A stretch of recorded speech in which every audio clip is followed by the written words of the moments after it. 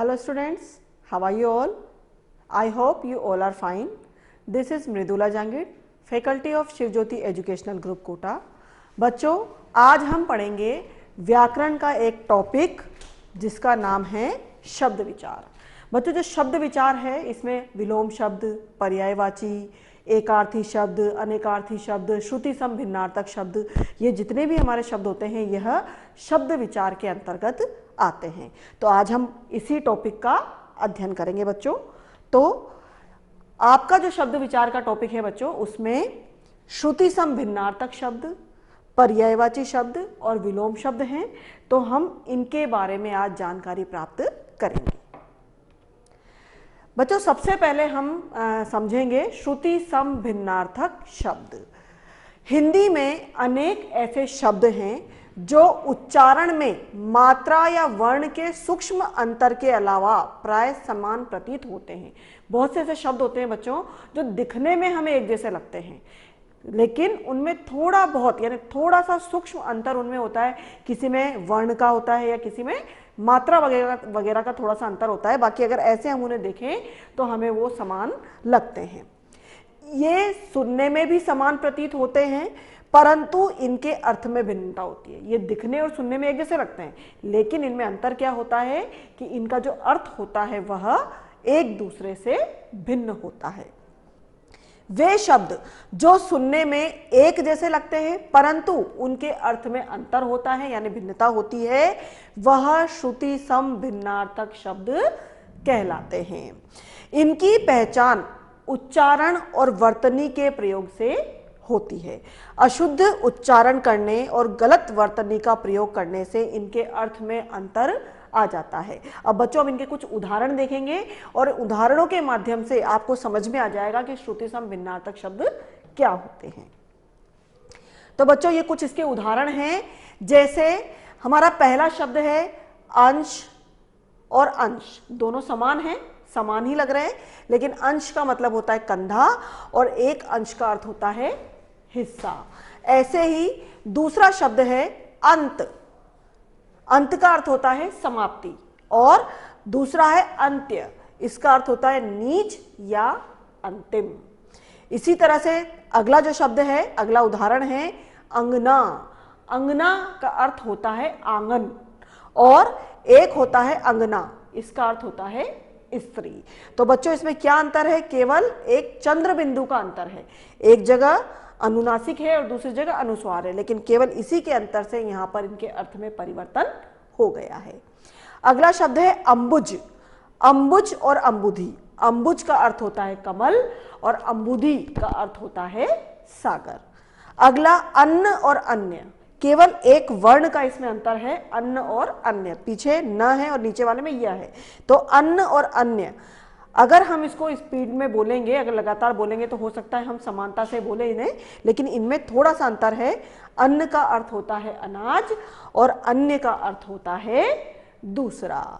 इसी तरह से कुछ और शब्द दिए हुए हैं, जैसे असन और आसन।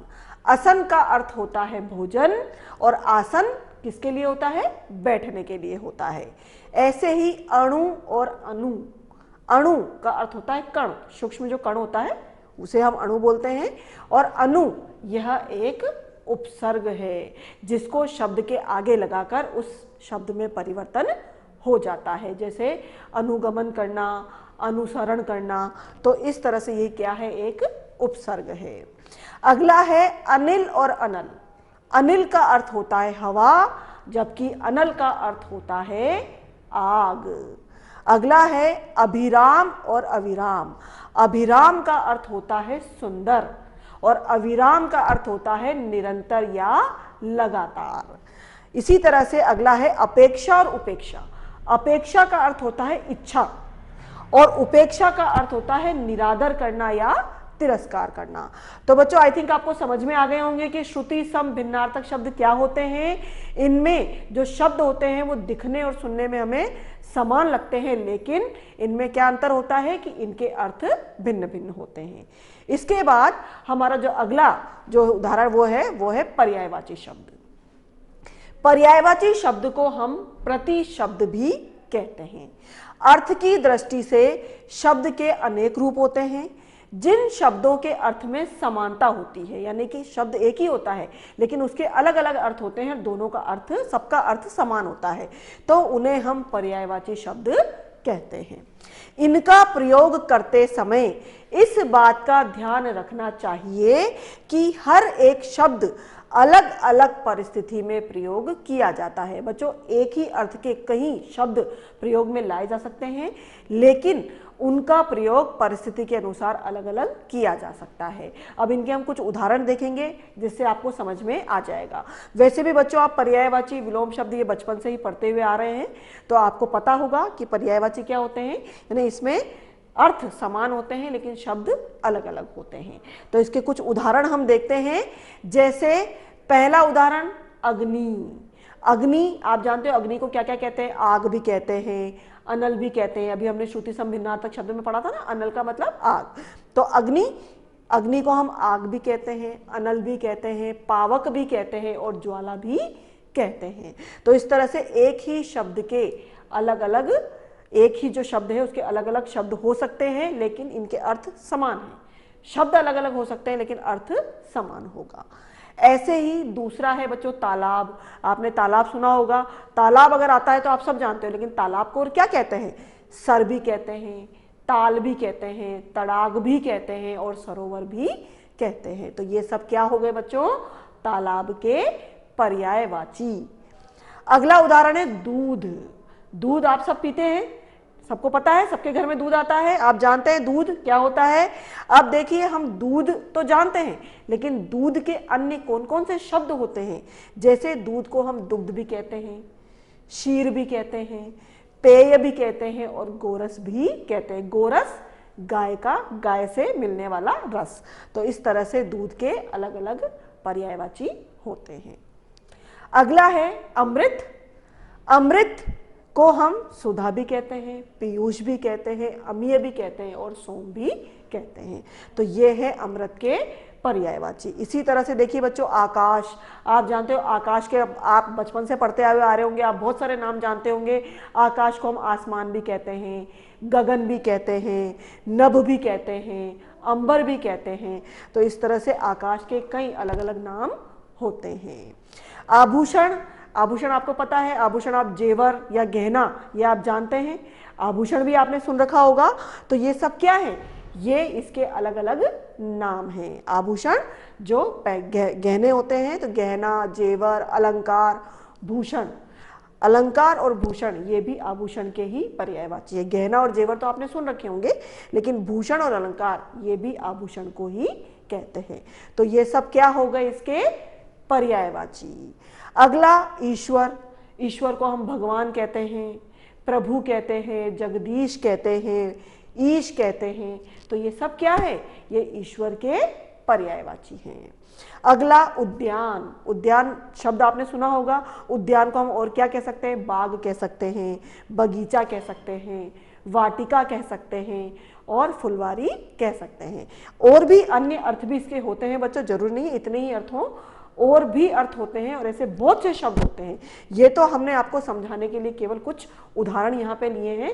ऐसे बहुत से शब्द हैं जिनके कई नाम हो सकते हैं। जैसे कमल। कमल को हम जलज कहते हैं, नीरज कहते हैं, पंकज कहते हैं, अरविंद कहते हैं। इसी तरह से इसके और भी पर्यायवाची होते हैं। कोमल। कोमल का नरम, मुलायम, मृदु, नाजुक, ये सभी इसके अन्य नाम हैं। और जो अन्य नाम होते हैं जिनका अर्थ एक होता है, उन्हें हम पर्यायवाची कहते हैं। तो बच्चों, ये है कुछ पर्यायवाची शब्दों के उदाहरण। इसके अलावा और भी पर्यायवाची होते हैं। अन्य कई ऐसे नाम हैं जिनके अलग अलग नाम होते हैं। अब इसके बाद हम करेंगे बच्चों, अगला है हमारा विलोम शब्द। विलोम शब्द भी आपने बचपन से पढ़ रहे हो। विलोम का अर्थ होता है विपरीत अर्थ वाले शब्द, उल्टा अर्थ देने वाले शब्द। तो विपरीत अर्थ का ज्ञान कराने वाले वो शब्द जो हमें विपरीत या बिल्कुल उससे उल्टे अर्थ का ज्ञान कराते हैं, ऐसे जो शब्द होते हैं उन्हें हम विलोम या विपरीतार्थक शब्द कहते हैं। यह हमेशा अपने सामने वाले शब्द के विपरीत अर्थ को यानी उल्टे अर्थ को प्रकट करते हैं। यह ध्यान देना होता है कि संज्ञा तथा विशेषण विपरीत संज्ञा का ज्ञान विशेष ही हो। अगर संज्ञा सर्वनाम के शब्द लेते हैं तो उसके विपरीत अर्थ का ही शब्द हमें लेना है।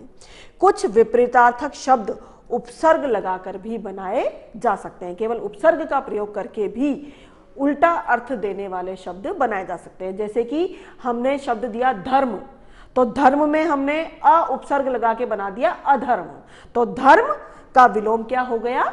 अधर्म। तो इसी तरह के कुछ उदाहरण हम यहां पर भी देखते हैं बच्चों।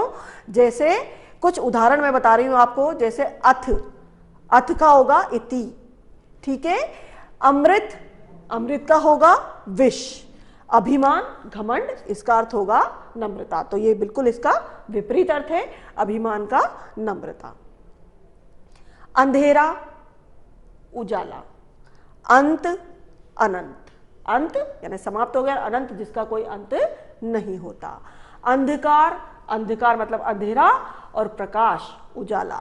अर्थ, अनर्थ। अब ये देखिए अर्थ और अनर्थ ये हमने इसी तरह से उपसर्ग लगा के बनाया, अर्थ का अनर्थ।